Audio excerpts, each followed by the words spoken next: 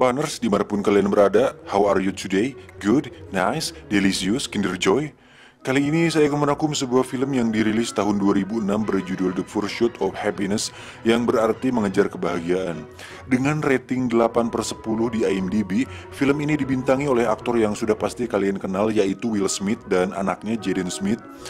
Saya tidak akan banyak berbacot ria di awal, jadi langsung saja kenakan handsfree, siapkan tisu, simetriskan posisi rebahan, selamat menonton, dan cekicerot.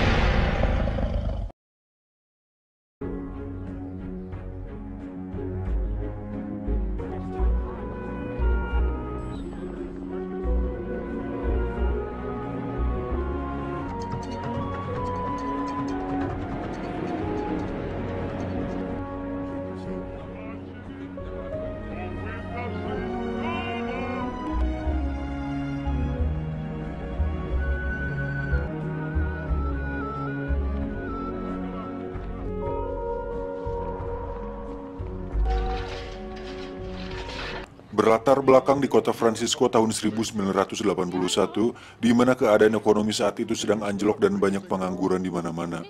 Diawali dengan memperlihatkan seorang ayah yang mengantarkan anaknya ke sebuah tempat penitipan anak, atau lebih kita kenal dengan PAUD, yang padahal fungsinya bukan untuk itu. Ini adalah Chris Gardner. Dia merupakan seorang penjual alat pemindai kepadatan tulang, semacam alat ronsen. Alat tersebut hanya khusus dipakai oleh para ahli medis, sehingga otomatis Chris harus menjual alat tersebut ke setiap rumah sakit yang membutuhkannya. Namun nampaknya hal tersebut tidak semudah yang dibayangkan, karena kebanyakan rumah sakit pasti sudah memilikinya. Padahal Chris sendiri harus membayar sewa rumah dan biaya penitipan anak. Maybe next quarter. It's possible.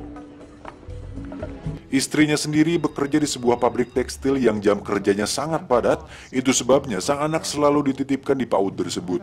Bahkan, sang istri tidak pernah mengurus anaknya sama sekali karena harus lembur demi menutupi kebutuhan keluarga mereka. Di sisi lain, Chris terlihat sedang duduk sambil memainkan Rubik's Cube favoritnya dengan merasa sedikit putus asa karena belum menjual satu alat pun selama beberapa bulan, yang padahal itu adalah sumber penghasilan Chris satu-satunya.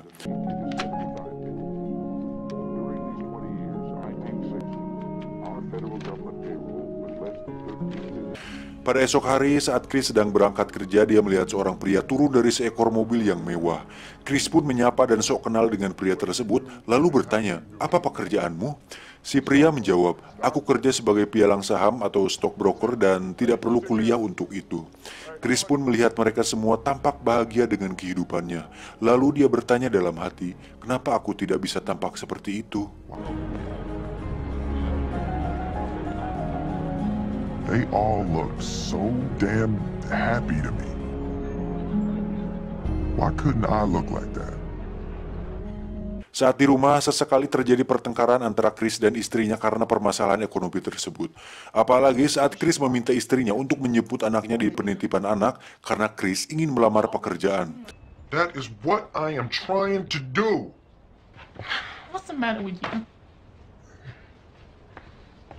Chris pun memberanikan diri untuk melamar sebagai seorang pialang saham, dan bodohnya, Chris menitipkan jualannya di seorang pengamen jalanan. Sehingga saat dirinya sedang wawancara, si pengamen tersebut membawa kabur alat tersebut. Masalah pun bertambah ketika pengurus tempat penitipan anak tersebut ternyata suka menonton acara TV drama dewasa seperti Suara Hati Seorang Istri tepat saat menjaga anak-anak. Sehingga hal tersebut membuat Chris merasa khawatir, dan sebagai seorang ayah, Chris ingin yang terbaik untuk anaknya. He could watch television at home. We're paying you $150. Anyway, you complain. I complain. Chris yang masih penasaran kembali melamar sebagai pialang saham di kantor lain. Si bos pun menerima lamaran tersebut dan akan menelepon jika ada waktu. Listen, we'll call if we want to sit down. Yes, sir. You have a great day. You too. Selesai dengan itu, secara kebetulan Chris melihat si pengamen tempo hari sedang membawa alatnya. Dia pun mengejarnya dan akhirnya bisa mendapatkan barangnya lagi. Hey man,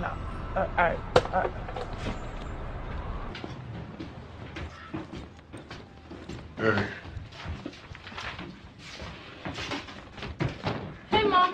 Saat di rumah, sang istri mengeluhkan Chris yang sudah beberapa bulan tidak menghasilkan uang sama sekali yang padahal tabungan mereka makin menipis. We're gonna come out of this. Everything is gonna be fine, all right? You don't trust me now. Whatever. I don't care. Untuk itu, Chris kembali menemui si bos pialang saham yang tempo hari dia temui untuk kembali menanyakan tentang lamarannya. Chris pun nekat ikut naik taksi bersama si bos tersebut. Saat di dalam mobil, Chris terus berbicara dan mempresentasikan dirinya kepada si bos. Namun nampaknya, si bos terlihat sibuk sendiri dengan Rubik Cube-nya. Chris pun mengatakan, aku bisa menyelesaikannya. Dan ternyata benar saja, saat sampai, Chris bisa menyelesaikan semua sisi Rubik Cube tersebut. You almost had that one. I'm gonna get it. You're almost there.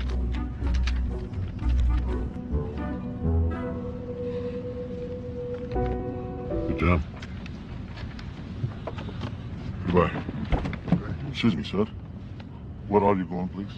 Just flip around. Okay. Namun saat akan pulang, Chris ternyata hanya memiliki sedikit uang yang tersisa di mana uang tersebut akan habis jika dibayarkan ongkos taksi. Untuk itu Chris memutuskan untuk kabur dan lari dari sana. Sialnya, saat Chris naik kereta, tangannya tersangkut di pintu kereta yang menyebabkan Chris harus merelakan alatnya tersebut.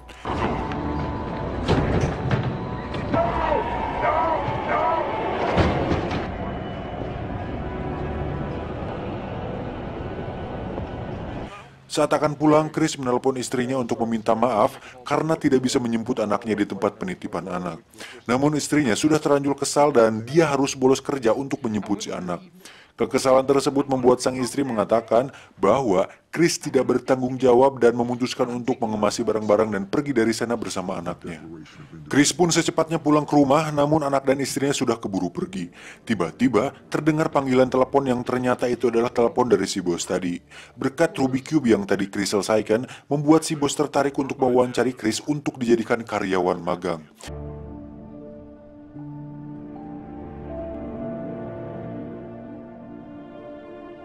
Esoknya Chris bertemu dengan istrinya dan mengatakan untuk jangan pernah membawa anaknya seperti itu lagi. Dan di sini bisa disimpulkan bahwa Chris sangat amat menyayangi anaknya melebihi siapapun di dunia ini. Christopher's living with me! Come on, let's go. Where's Mom? Just get your stuff. Are you happy? Yeah. Because I'm happy. You're sleeping with me. You stay happy. Saat di rumah, datanglah seorang pemilik kontrakan untuk menagih uang sewa. Namun, Chris memintanya perpanjangan waktu dan untuk itu Chris harus mengecat rumah si juragan tersebut. I'll paint it myself. Alright, but... Alright. 1 week. Saat mengecat, lagi-lagi Chris tertimpa kesialan saat dirinya harus berurusan dengan polisi karena kejadian taksi tempo hari. Untuk itu, Chris harus diinterogasi semalaman hingga dia kembali meminta tolong kepada istrinya untuk menjaga anaknya sementara.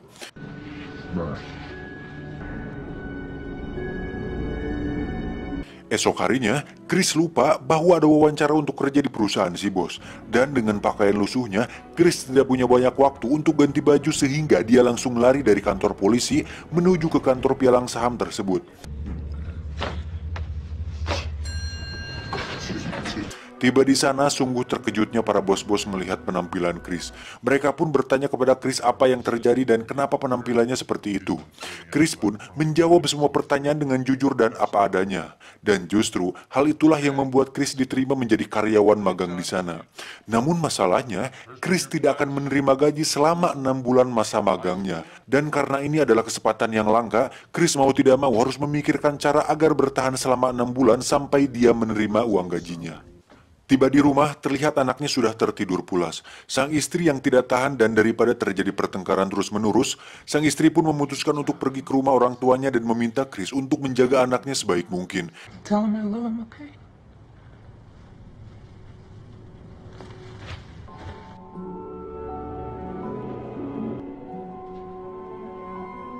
Esok harinya Chris dan si anak pun keluar dari kontrakan dan memutuskan untuk pindah ke motel dengan harga yang cukup murah. Hey, you know what today is? Yeah. What? Saturday. Siangnya, Chris terpaksa mengajak anaknya pergi bekerja dengan menjual alat medis yang tersisa untuk bertahan hidup sementara. Saat menukarkan nota penjualan, si anak terlihat ingin sebuah coklat batang. Namun, karena dia tahu bahwa sang ayah tidak punya banyak uang, dia pun hanya terdiam. Tapi, Chris yang paham kemudian membeli coklat tersebut. Hari pertama bekerja, para karyawan magang tersebut diberikan sebuah buku besar untuk dipelajari. Si anak sendiri tetap dititipkan di penitipan anak yang penjaganya suka nonton drama ajab di TV. Hari-hari setelah itu, Chris lalui dengan pergi bekerja, kemudian menjemput anak, lalu pulang ke motel sampai-sampai mereka berdua terkadang tidur di bis. The 22 home. Suatu hari, Chris mendapatkan seorang klien yang akhirnya mau diajak untuk bertemu.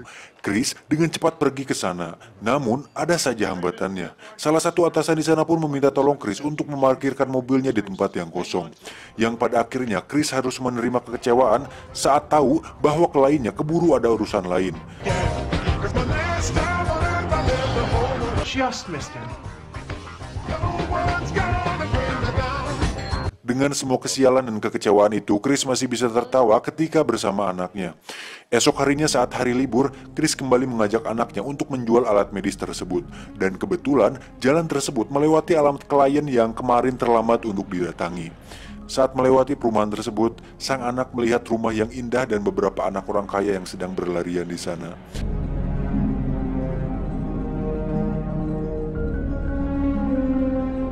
Saat berjalan, si anak mengungkapkan bahwa dirinya ingin menonton pertandingan football yang diadakan hari ini. Namun, Chris tidak janji dan mengatakan insya Allah akan pergi ke sana jika pekerjaannya selesai. Tiba di rumah si klien, Chris pun meminta maaf atas keterlambatannya kemarin. Saat mendengar percakapan si anak yang ingin nonton football, si klien pun mengajaknya untuk pergi bersama karena kebetulan dia juga akan pergi ke sana. Saat pertandingan berlangsung, Chris pun mengungkapkan keinginannya untuk menawarkan investasi saham kepada si klien.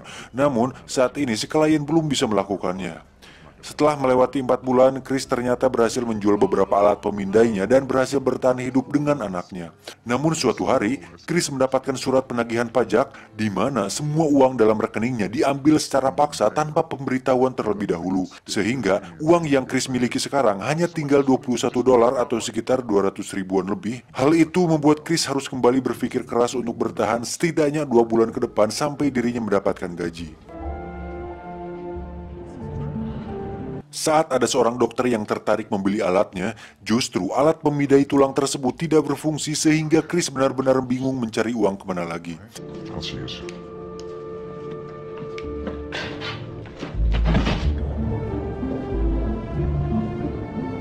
Saat pulang ke motel, Chris lagi-lagi mendapatkan cobaan ketika melihat semua barang-barangnya tergeletak di luar dan kamar motelnya terkunci. Ternyata hal itu dilakukan oleh pemilik motel karena Chris telat membayar uang sewa.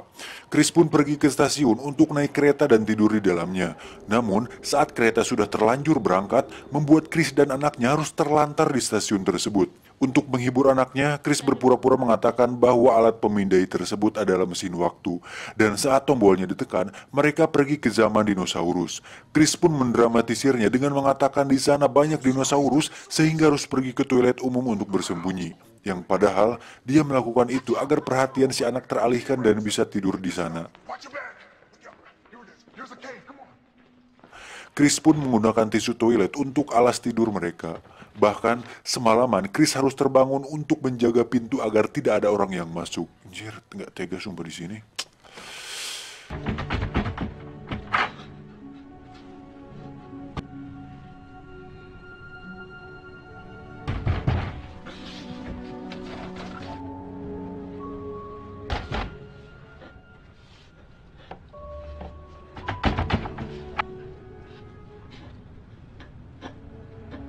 Esoknya, Chris pergi ke sebuah tempat penampungan sementara yang khusus untuk menampung para tunawisma. Demi anaknya, Chris bahkan mengalami sedikit perselisihan dengan seseorang yang menyalip antriannya. Saat semua orang tertidur, Chris terus terjaga dan memanfaatkan waktunya untuk memperbaiki alat pemindai tersebut, kemudian dilanjutkan dengan mempelajari buku pedoman pialang saham. Dengan semua yang telah dilaluinya, membuat Chris terbiasa melakukan semuanya dengan cepat dan efisien. Hal tersebut membuat Chris berkembang dengan cepat dibandingkan karyawan magang yang lain. Saat sore hari, Chris harus kembali ikut antrian untuk mendapatkan makan gratis dan tempat menginap. Namun kali ini dia harus menerima fakta bahwa antrean sudah ditutup. Hal tersebut membuat Chris dan anaknya harus kembali menggelandang di luar sana.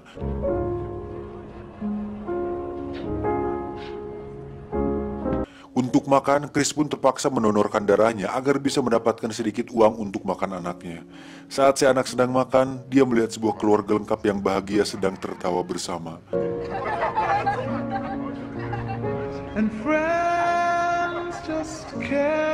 Selesai makan, Chris pun memanfaatkan uang tersebut untuk membeli beberapa alat untuk memperbaiki alat pemindai yang tersisa. Karena jika dia bisa menjual alat pemindai terakhirnya tersebut, itu akan cukup untuk bertahan hidup selama 4 minggu ke depan. Dan setelah mendapatkan uang dari penjualan alat pemindai terakhirnya, akhirnya Chris tidak perlu lagi mengantri di tempat penampungan tersebut. Karena dia dan anaknya bisa tidur lebih nyaman di sebuah motel. Hari ini adalah hari terakhir Chris sebagai karyawan magang. Tiba-tiba dia dipanggil ke ruangan si bos besar.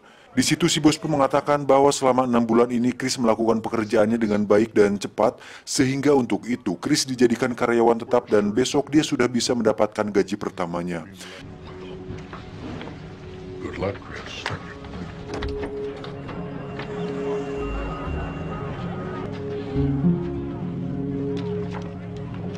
This little part is called happiness.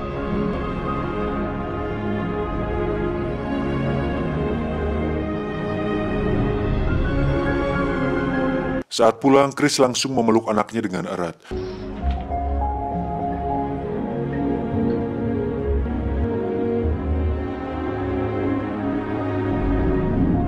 Dan pada tahun 1987, Chris Gardner mendirikan firmanya sendiri dan menjadi orang sukses hingga sekarang.